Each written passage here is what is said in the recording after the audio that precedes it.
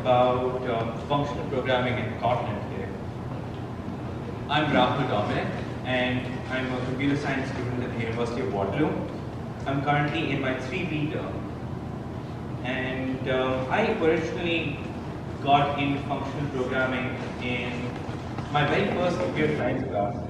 So at Waterloo, our first intro to computer science class is actually taught in a language called Mutex, which is a derivative of Scheme, which is a descendant of Lisp. So I was really impressed by the elegance and the minimalism of the code that you can write, given the basic functional language principles. But when I went to my first co-op job, where I was writing Android code in Kotlin, my mentor was super into the programming in functional styles and using a lot of functional principles. And that's when I truly understood the value of writing functional code, especially in a production environment. So today, I kind of want to go over some of the principles of functional programming. Why does functional programming matter?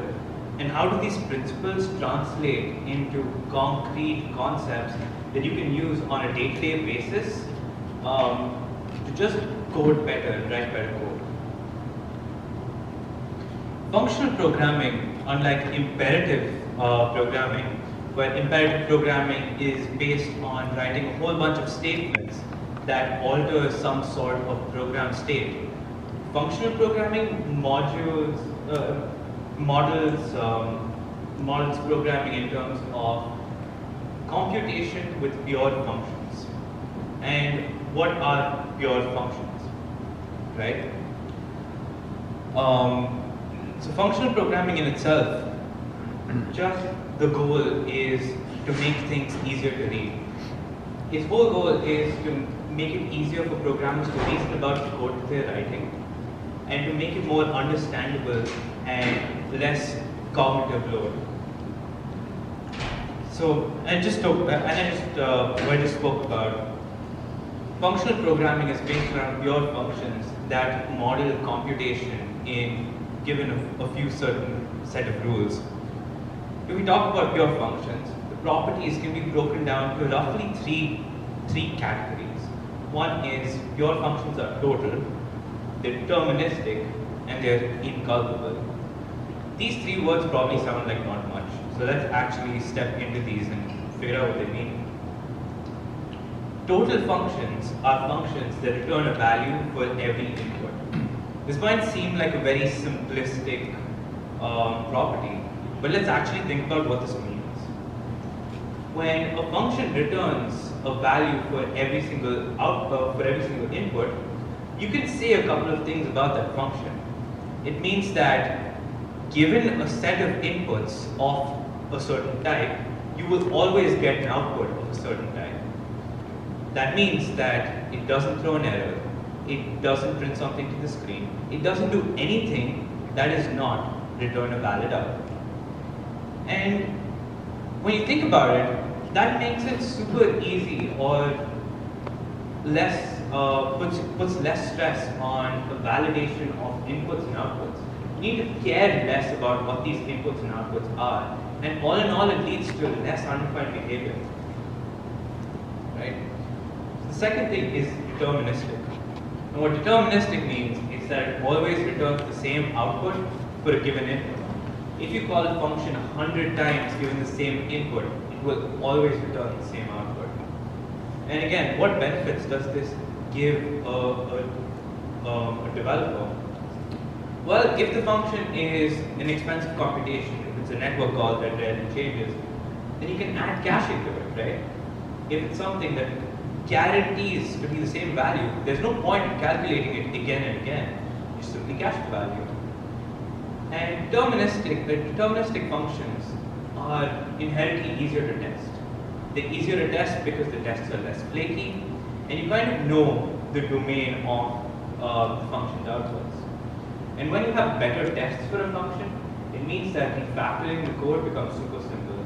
That means if you replace that one function with something else, and the tests pass, you're pretty much sure that it's going to work in a production environment. And the last one that we were talking about was inculpable. This is just a fancy way of saying that there's no direct interaction of the function with the outside world. But what does outside world mean? To a function, the outside world is anything that's not in the signature, that's in the parameter list return type, and in its body. Anything outside of that is the outside of the world. That means no mutation, no sharing global state. It means not accessing or printing anything to the screen. And again, what does this really mean to functions? It means that what a function does, you can see in its signature. If a function takes in a certain value and gives out a certain value, you can be sure that that's all it does. And another, yeah. So question about that. Does that mean that dependency injection is not a functional, or is it like a bad pattern? I wouldn't really say that you could do a dependency injection with pure functional programming, like you can. It's just that it takes a little bit of work to get it to be purely functional. And again, this doesn't mean that effects are not possible, like printing to the screen or dependency injection or network calls. And we'll get to that a little later in the hour. Yeah. So getting back to this, when a function doesn't share any global state, it means that it can be infinitely parallelized, because forget about two functions changing something on its own thread. If it can't change shared memory on a single thread, it definitely is safe to do so on multiple threads. And that's kind of the power that this gives you. And then again, the question that always comes up is, why does this matter? Our programming languages give us so much ability to do so many things efficiently. Why do we want to restrict ourselves to these constructs, right? And one of the best lines I've heard is, restrictions liberate. What does this mean? We put so many restrictions on what a function can do that inherently we know what it can't do. We know the things that we don't need to test about. We know the things that we don't need to think about when we're developing. And that reduces the number of things the code can actually do. Think of this as like a menu, right? The number of things your function can do is the number of items on the menu. The lesser there are, the easier it is for you to pick your dinner. And that's kind of the same concept here. It makes things easier to reason about, it makes your code easier to understand. But let's jump right into some real code. Right? When we talk about functional programming, the very first thing that most people think of is functions as first-class values. What is this? Why should I care about it? And what benefits does it really give me? Let's say I want to write this really simple function. It generates it gives me the even squares of numbers from 0 to some bounded value, right? And this is kind of what you'd expect from an imperative piece of code. It's a for loop that squares a number, checks if the number is divisible by 2, appends it to a list, and then at the end returns the whole list, right? Pretty simple. And I wouldn't say this is too difficult to understand. What if we're writing another function now, the odd cubes? It does the same thing, except it returns a list of the odd cubes of numbers from 0 to 100. And what are we really changing from these two functions? It's just those two lines of code up there. Seems a real shame that we have to rewrite such a large function just for 2 lines of code. So what can we do to abstract this away? We can start by moving that power into as a parameter, right?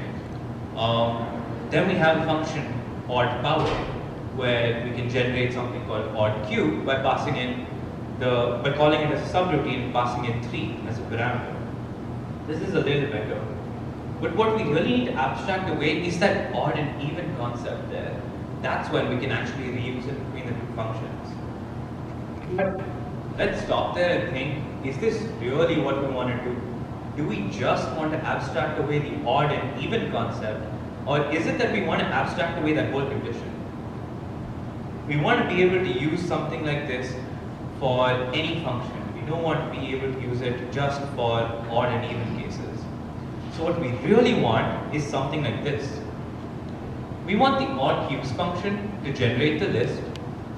We go over each element in the list and transform it by cubing it. And then we only want to keep the odd elements. That's basically what we want to do. We want to first transform every element, and then we want to decide whether we want to keep an element or not. And these actually are functions in Kotlin, and they're called map and filter. We'll look at what these functions are, but in general, what are these category of functions that take other functions as parameters? They're called higher order functions. And higher order functions are a direct consequence of having functions as first class values. It means that having functions as first class values, you can assign functions to variables, you can pass them to functions, you can even return them from functions. So what are these higher order functions?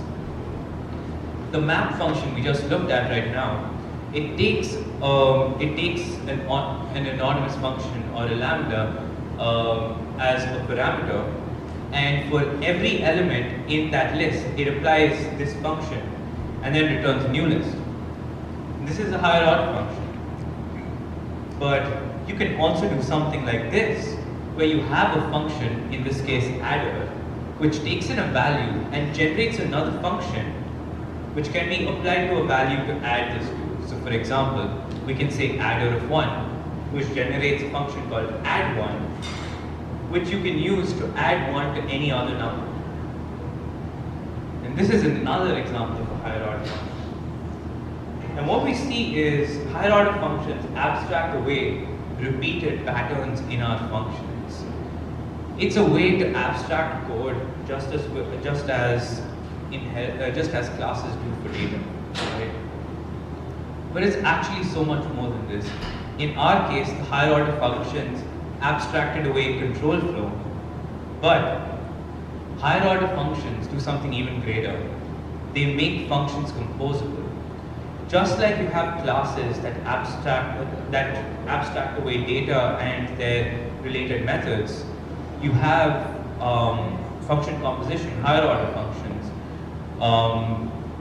abstracting away lines of code, so repeated patterns in your functions.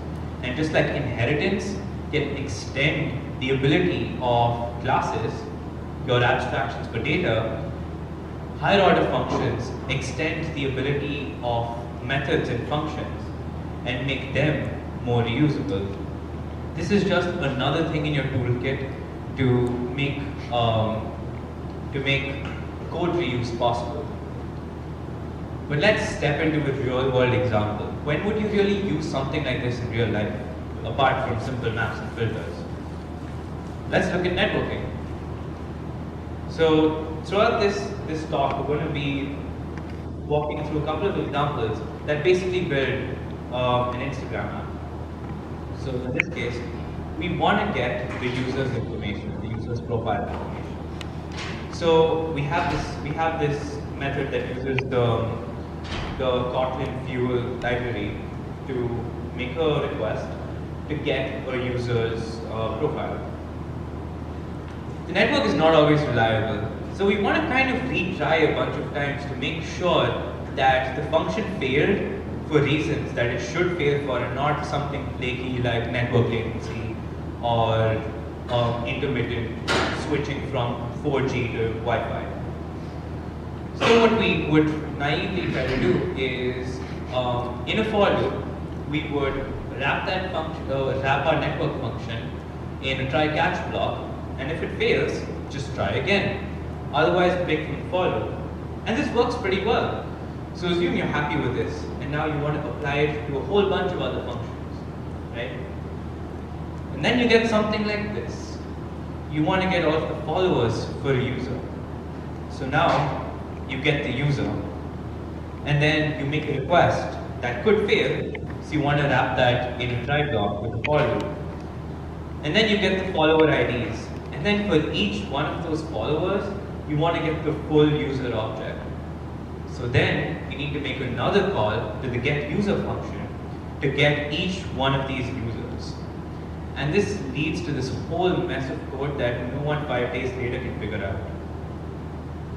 So what if you could abstract that whole bunch of for loops and try blocks into a higher order function? Because all you really need to do is retry a block of code, see if it fails, and if it fails, give it another shot. That's all you really need to do. So we can write a function called retry that takes in a code block and the number of times you want to retry it. And what it would do is literally the same lines of code.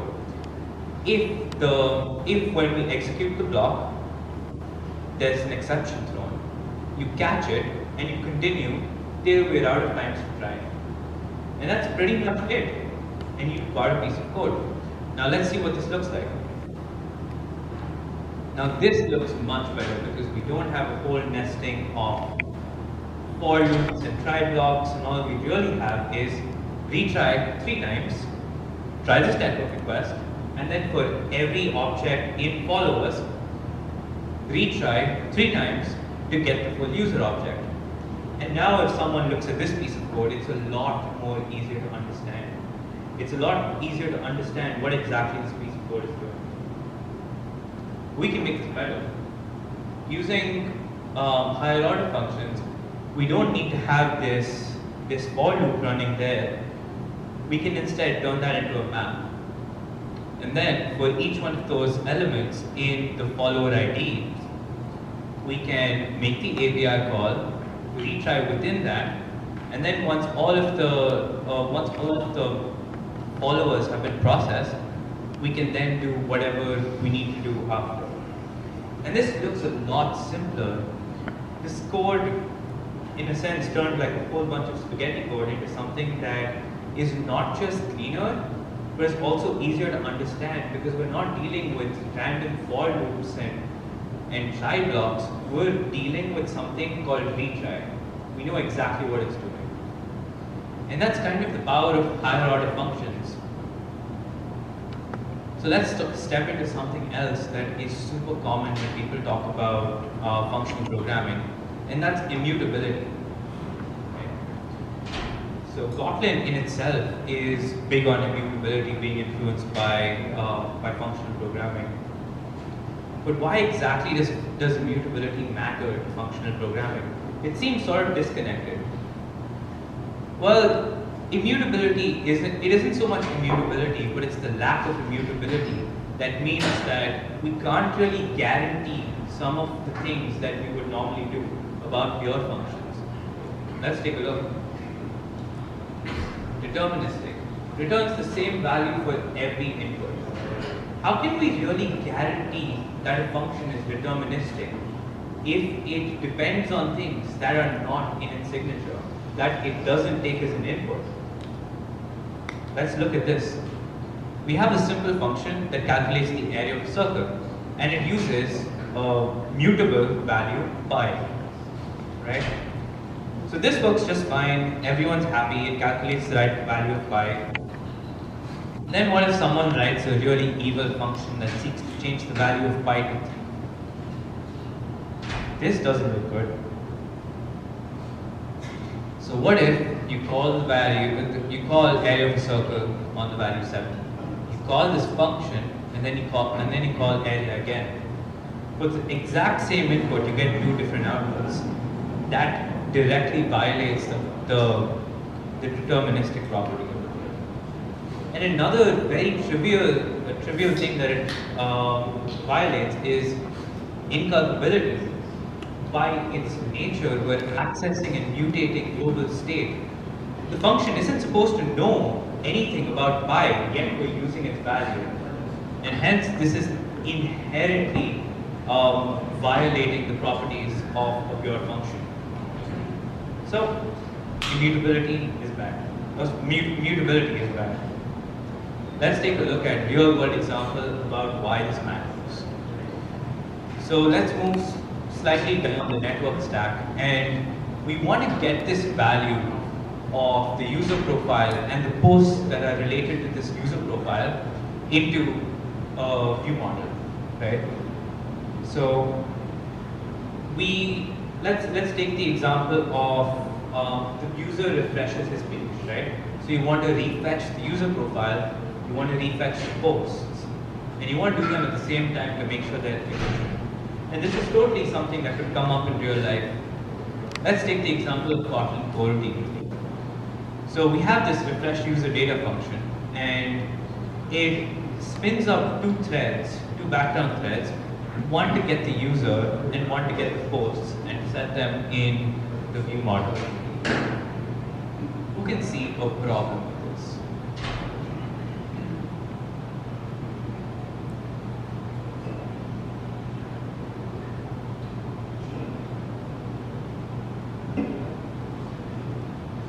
It's in these lines right here.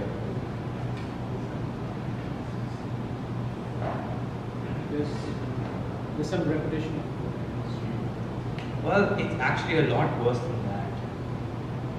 Those two lines there modify the same part of data, the same part of memory. And what does that mean? It means that this can lead to inconsistent state. So let's say that the first background thread is running, and then just when it's about to copy its data into the view model, the second thread runs and decides to copy it in first. And now you have a race condition there where the post thread thinks that it copied its data into the view model, but then the user thread overwrites that data. So now you have a race condition there about which data gets in first.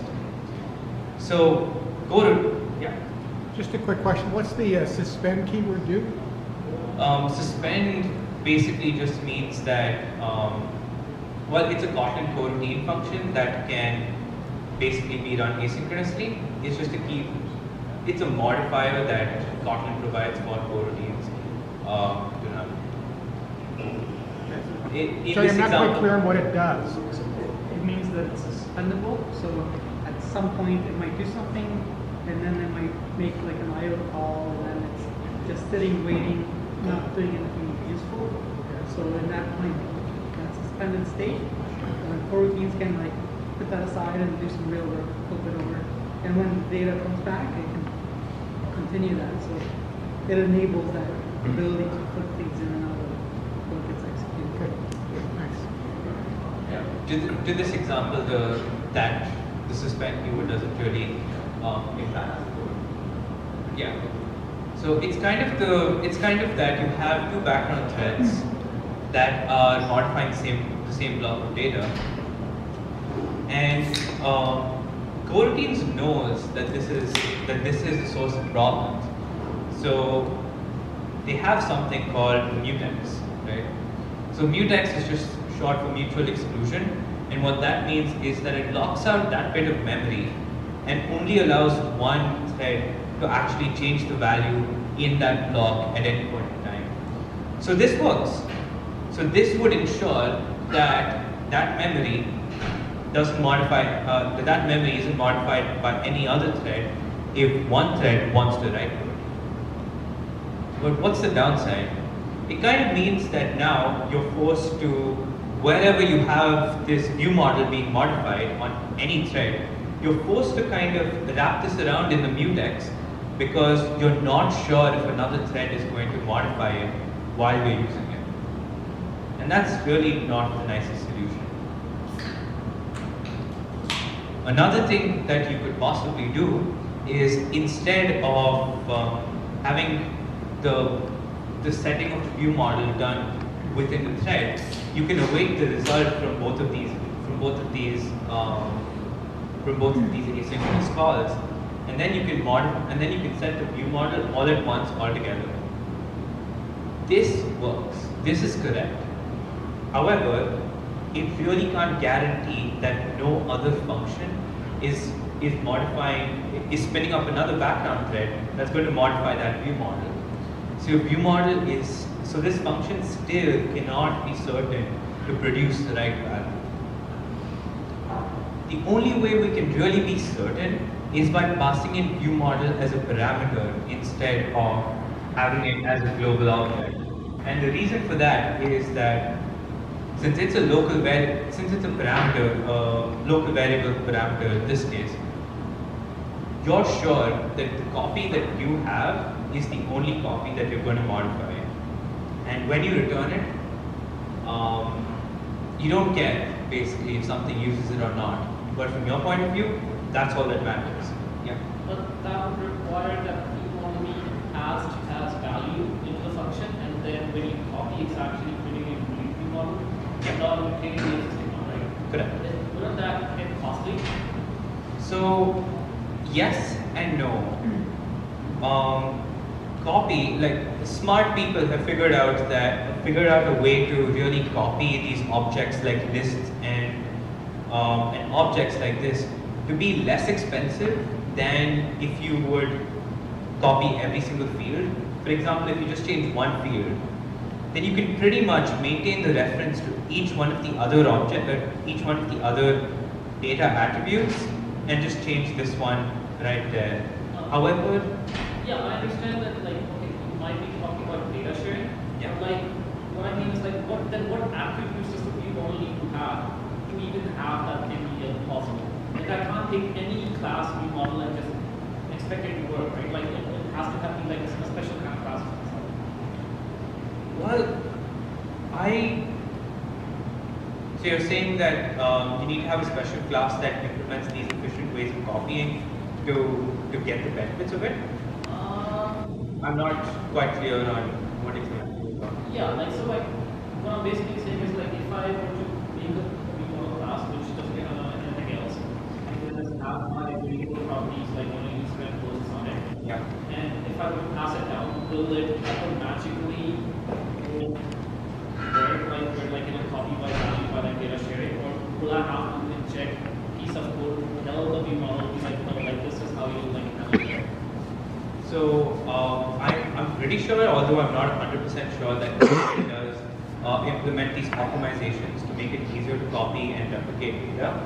However, one thing that I do have an answer for is that although yes, definitely this is more expensive than actually mutating data, you kind of pay for that higher level of abstraction. You kind of pay for that safety that you get from having immutable types.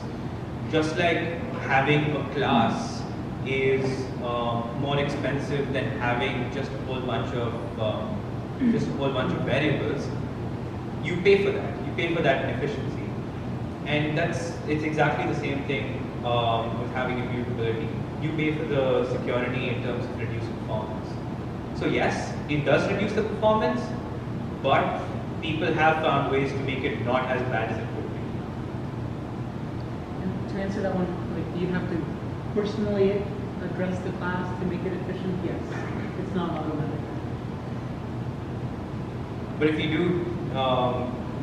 do cloning on lists and stuff like that, Kotlin does that.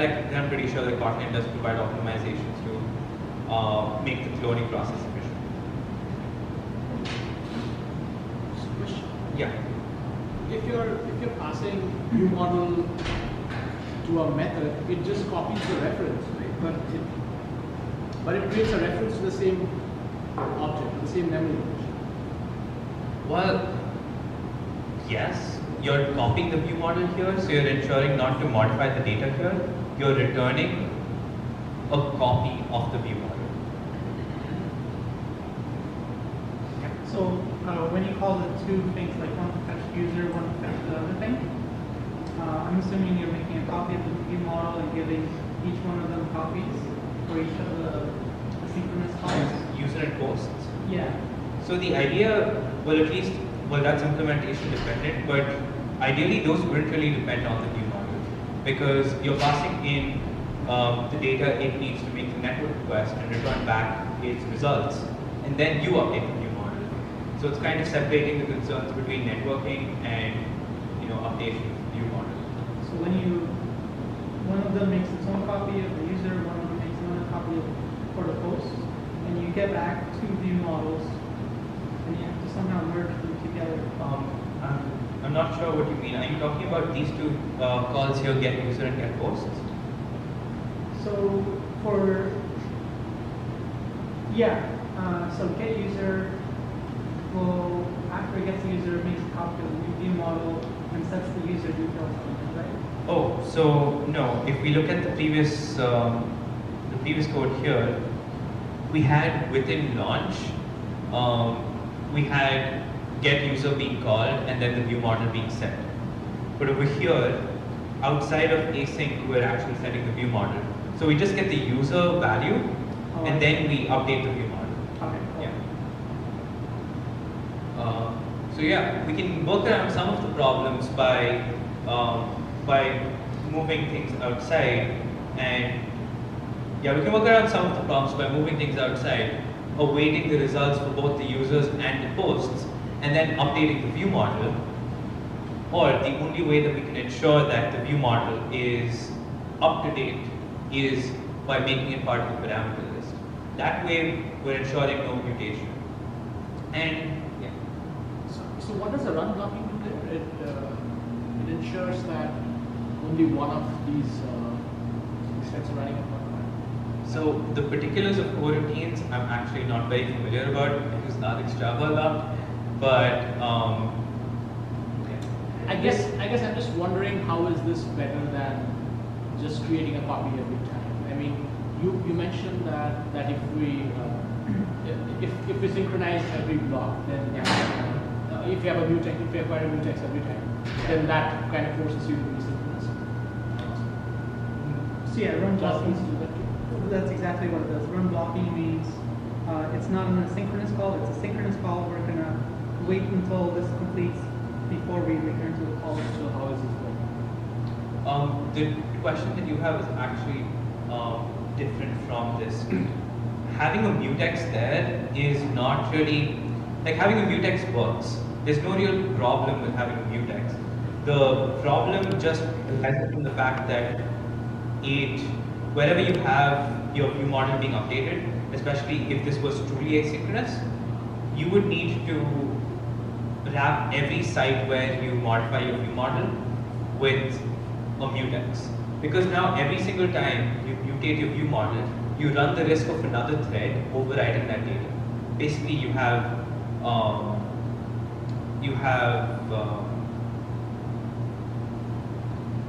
what's the word? Yeah, you have race conditions. Yeah, I don't know why I forgot that. I just finished a class on this, but yeah. So you have race conditions with that. Okay. That's the And then using it inside of a function allows you to not have to do that every time. Is that the advantage? So when you move to this, you wait for both results and then you set the view model outside. It makes it so that those two threads up there, the ones that you spin up to make the two requests, those two don't really interfere with each other. There is no race condition between those two threads. But this doesn't guarantee that there's no race condition between any other threads that you spin up outside of this function. Does that sort of make sense? Yeah. Okay. So, yeah, as I was saying, the only way that you can basically be sure that there are no race conditions is by removing the mutability factor of this. And as I was mentioning, immutability is costly. You do have to make copies. But just as every single level of abstraction that you add, you make trade-offs between the amount of space that you need, the amount of time complexity you're adding, and you make that trade-off for aspects like safety or for parallelization. I would argue that the amount of time that you would spend in the cloning process, you could actually save by parallelizing functions that you wouldn't normally be able to parallelize because of immutability. And it's kind of what a lot of Haskell users talk about. So let's actually step into this get users function and see what it actually does. Right? So get users, it makes a simple network request right here. if everything goes right, if the network gods are happy with you, then you get a good response. You have your user object there. But what if things don't go well? What if by accident you write in an invalid user ID instead of using the one from the previous request? Highly unlikely, but it could happen. This would throw a this would throw an error every single time. So you want to handle these errors. So you want to wrap this in a try catch block, and then you'd be able to handle the errors in a graceful way. But what's the problem with this? The problem was 5 seconds ago on the previous slide, there was nothing that stopped me from not wrapping this in a try catch block. There was nothing that said in the type system that said that, hey, this throws an error, you should probably care about that. And that's kind of the problem. When you throw an error, it's not part of the type system.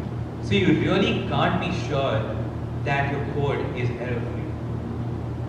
So what might we do? We kind of have two cases here. We have a case where you're handling successful data, the user object, everything's good. And then you have a failure case right there where things aren't good and you get an error state. So how do we want to model this? What if we have a class called result, and then we have two types of it. We have a success type, which holds the value that we really want, in this case it's type T, or a failure class, where in the worst case, if something fails, it wraps an exception. Now this would work.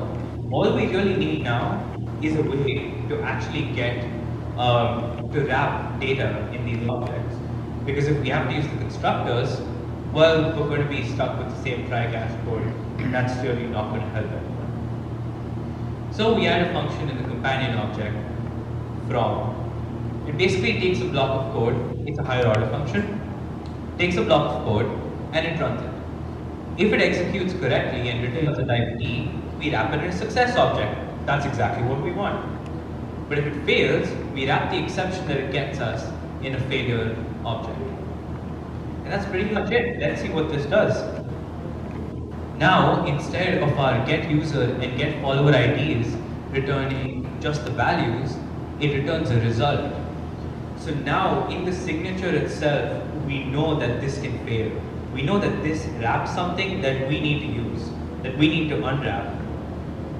It has cases that we need to handle. But wait, how exactly do we unwrap it? We need to use user to get our followers, but how exactly do we do this when it's wrapped inside a result? So we need something to get that out, to get that data. And the naive way of implementing this would be to write a function, to write a method called get or else, which in the success case returns the true value that we want, but in the failure gets some default value that we return. And that's what we do. Let's see what happens. We want to get the user object from it, so we use get or else.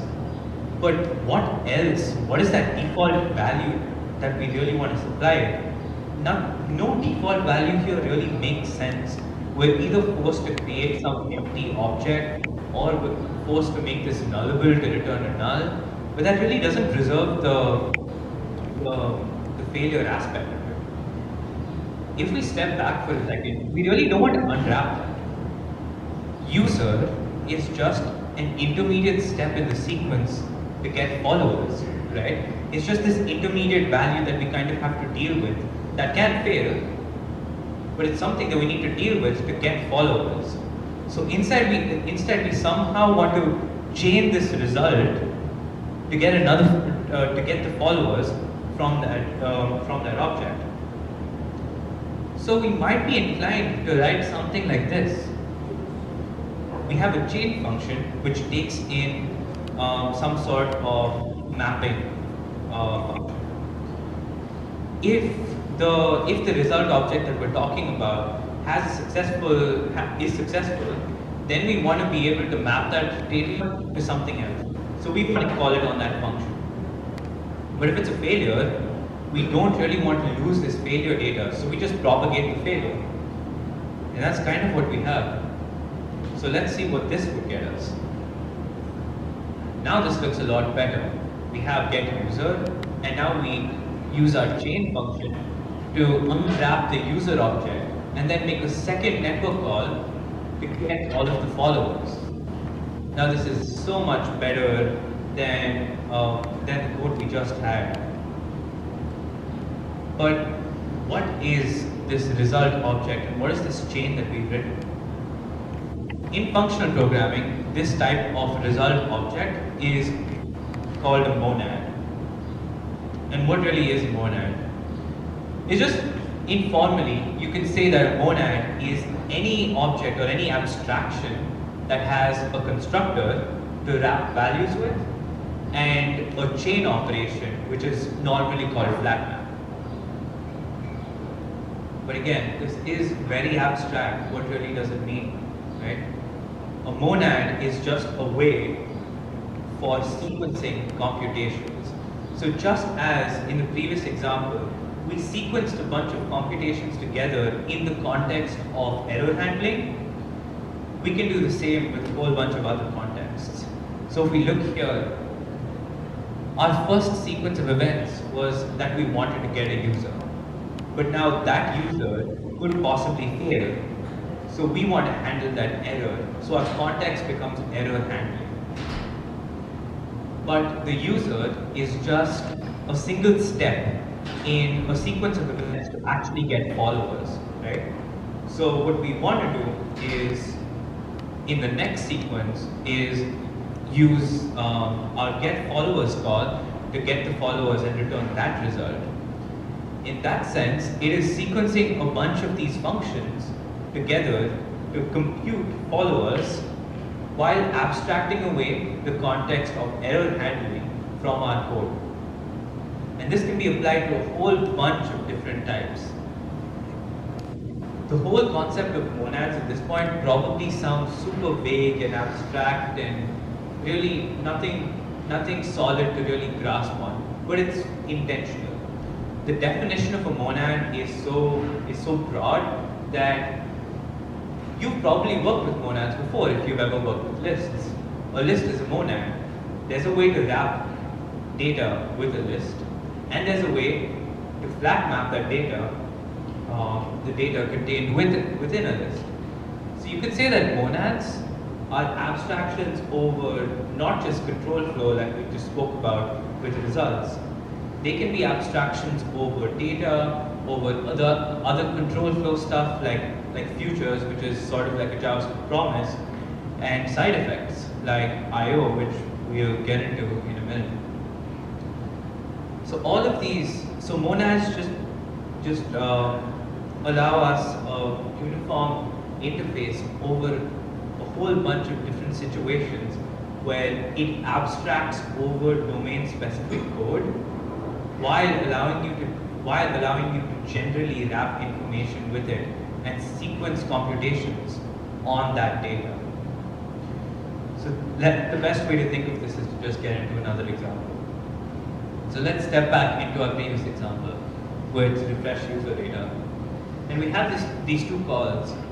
We never really handled what would happen in an error case, and nothing good. So let's look at how we handle it. We get users and posts to return results. So right now, we have them return result values that we would then use to compute the view model just as before. So we take the user result, and that's really we choose that to be the first step in our sequence of events. So we want to unwrap that result. So we want to get the user object that's within it. And then we want to also unwrap the post results.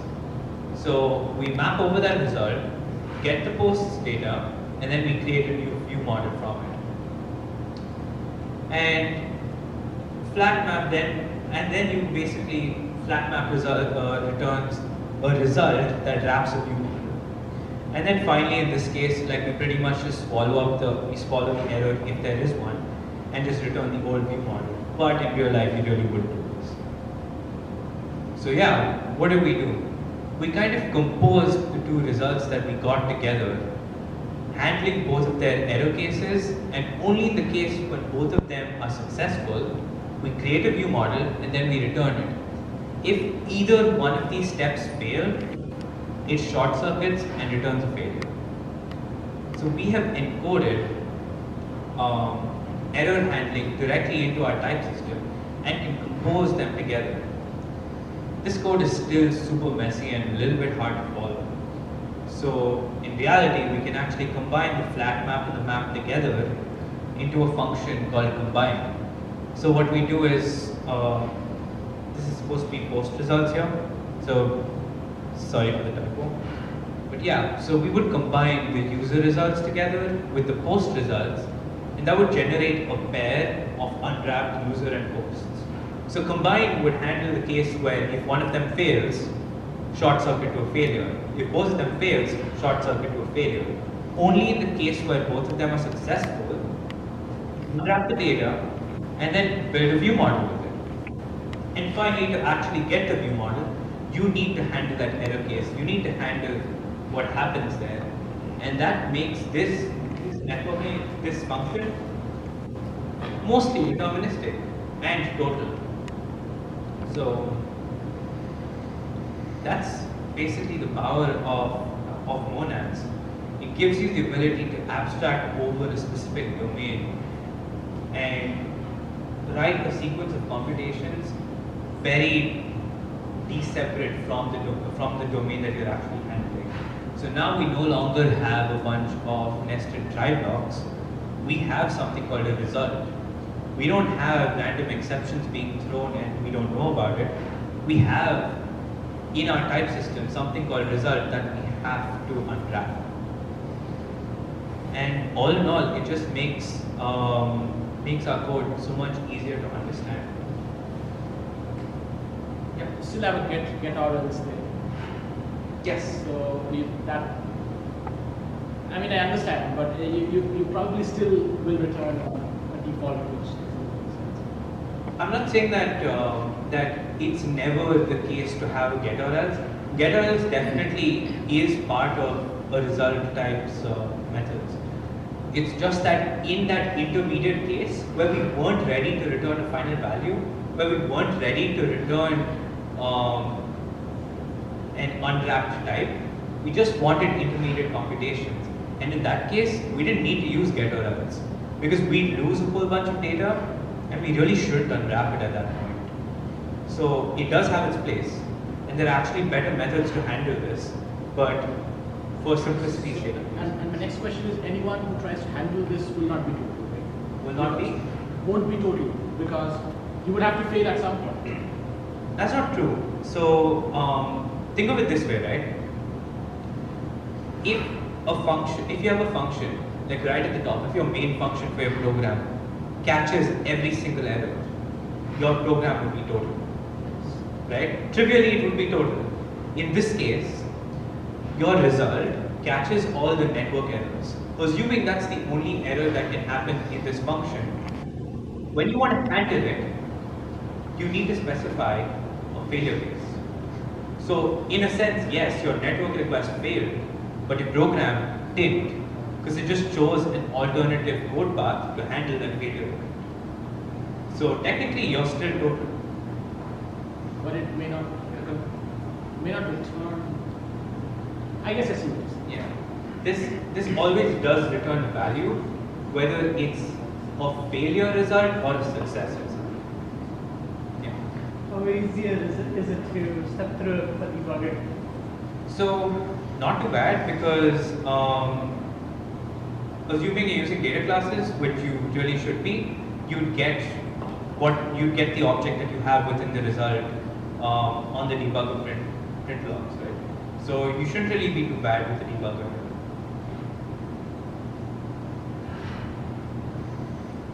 Yeah. So what do you say to the object-oriented community that says object orientation is easy to model the world, yeah? You have the objects and members and so on. So how you, for example, how you do inheritance of polymorphism in a functional way? So polymorphism is still super possible with function. It just takes a little bit of a different style. And it's not to say that object-oriented programming doesn't fit in with functional programming. We still have the need for classes. We still have the need for data abstractions. It's just that we're adding the ability to have function abstractions. We're reducing the number of things that your function can do. It doesn't mean that object-oriented programming is incorrect. It just means that you kind of modify it a bit. And I would kind of say, rather than this competing with object-oriented programming, I would say that it's more on the lines of competing with imperative style, where you do have statements that modify some state. So I would say there's definitely room for both, and in a lot of cases, well, not in a lot, in some cases, it totally makes more sense to go with imperative programming over functional programming. For example, if you're Google and you want to write some super efficient piece of code on your data center, you probably want that 5 milliseconds of efficiency back, right? In that case, don't go with functional programming. But if you're something like, I actually do know that Duolingo uses Scala. So Duolingo uses Scala for one of its microservices that basically serves its lesson content. And that's a system that needs high reliability. And in that kind of a system where you have the ability to cache results, and efficiency isn't really the biggest piece of importance there, go with functional programming because reliability matters more. So it's kind of a mix of the two, and it's domain specific.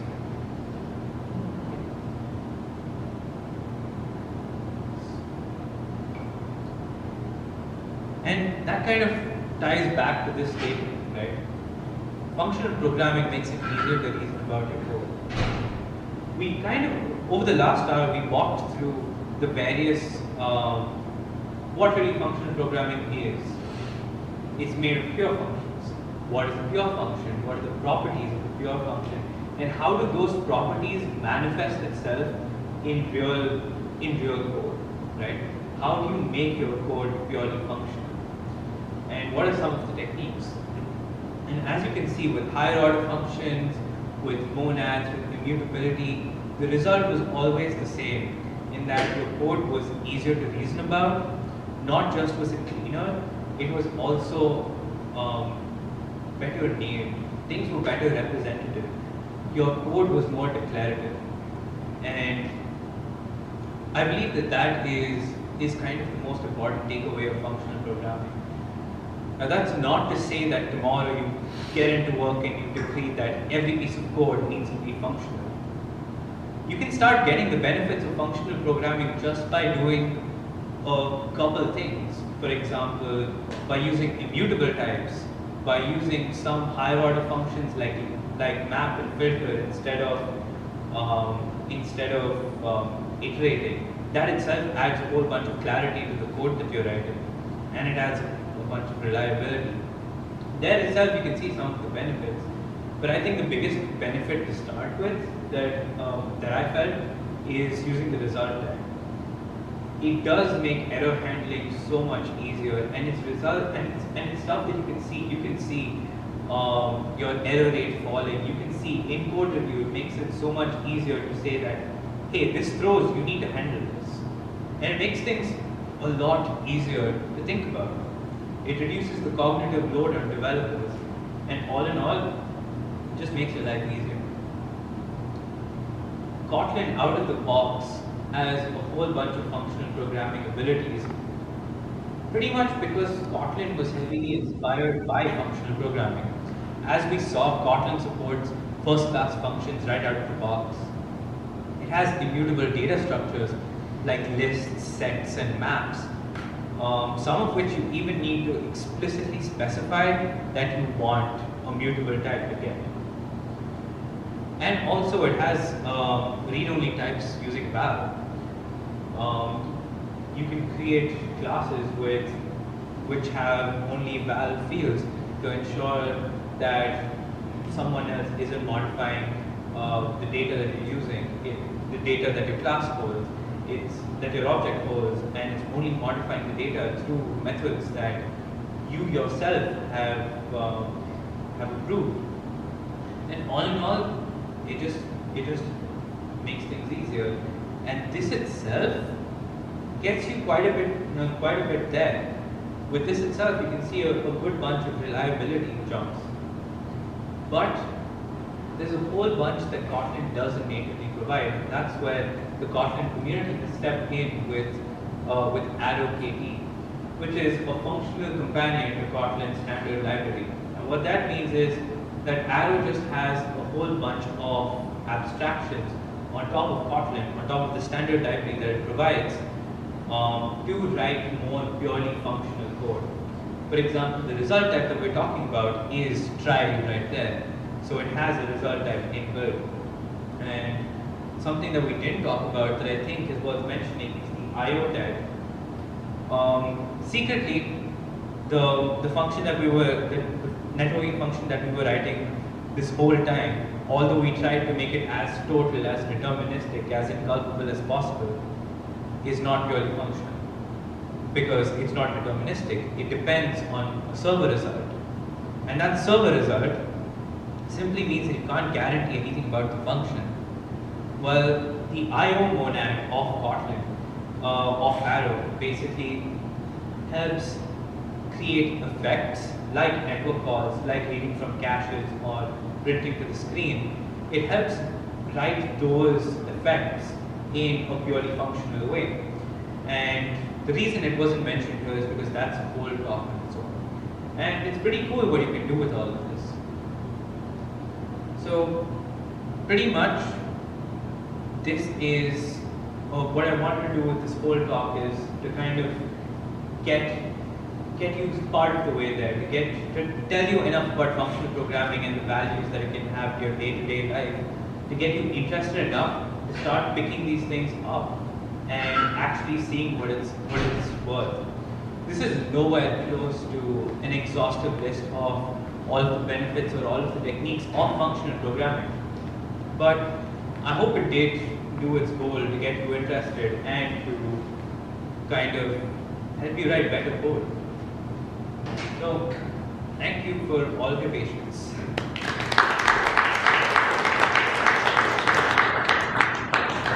Any questions? Yeah. So, awesome presentation, thank you. I've been using the functional contracts that are built into the standard library, like the map and flat map and those things. Really awesome higher order functions. But I haven't really used like the higher level abstractions like monad and stuff like that. Now, I've read about teams using Scala and they went like full blown into that, and then they got into a state where like a lot of people had trouble understanding the code base. Is that because of Scala, or is that like some of the functional things taken too far? I think it can be both, and I think it's kind of this whole spectrum of what you really want to do. So some parts of your code are worth more than the rest. They're the code that generates revenue, the things that break, that if they break, are going to mean you lose thousands of dollars, right? And it's that code that you kind of need to make sure is more reliable. While definitely there is a massive learning curve to actually learning how to program purely functional, the benefit also exists. So when people actually code in Scala, they are the people who really need that benefit of having a fault tolerant system, of having high reliability, high parallelism. And so it is a trade-off. You do trade off some of the readability, and kind of everyone on the team needs to be familiar or needs to be okay with ramping up to that system, to that level of functional programming. So it's definitely not recommended for everyone and for every system. But I do think that there are some low-hanging fruit, especially with monads like the error handling using the try monad. Those are low-hanging fruit that is very easy to pick up and will give you great benefits. So it's kind of where each team needs to see how much of functional programming they really want to incorporate in their project and kind of go from there. Like, like I absolutely love the result monad. I mean, Swift has. I think there are definitely things that you can get started with right now that have a less impact. And as the team scales up to understanding more functional concepts, it wouldn't hurt to start moving that level up. But yeah, it's very subjective. Next. Anything else?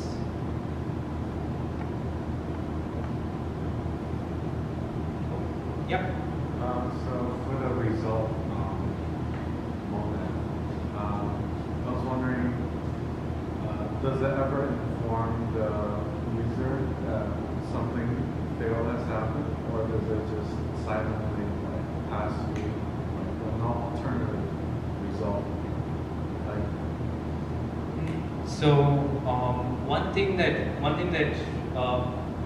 we've done in the past is so the result monads generally are generated like right at your network call. So for example, if a network request fails, right, you return result failure, and then it passes through your view model. So if you're using MVVM architecture, it passes through your view model, and then your view model sees, oh, it's a failure.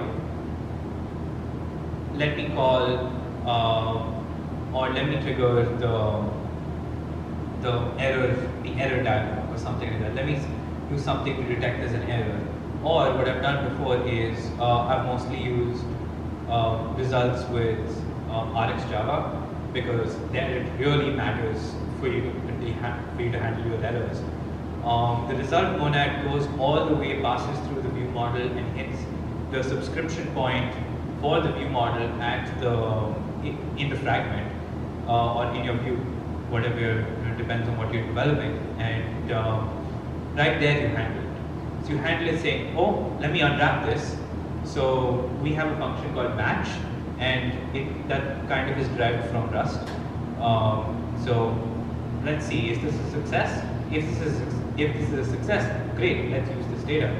But if it's a failure, oh, we have an exception. Let's see what the message is. Okay, this is a network failure. Let me show a dialog to the user appropriate for this failure. And that's kind of how we handle it, right? So you can do a bunch of things. Either handle the result intermediately, like unwrap the value if you're certain that that's when you're going to need it. And that's what I did a couple of times when we had an MVP architecture. Or you could just send that all the way to the front, all the way to the view, where the user knows how to handle it. So it's a bit of both. So I'm more asking, for your example, it seems like you silently not handle it, so I don't know if that's really... Oh, definitely not. Like, do not swallow errors. Like, the only reason I did that there is because I was running out of screen space. Yeah. So it's not a good idea to do that at all. But in this case, for the demo purposes, I decided to, it's not a good thing. Anything else? Okay, cool. Thank you.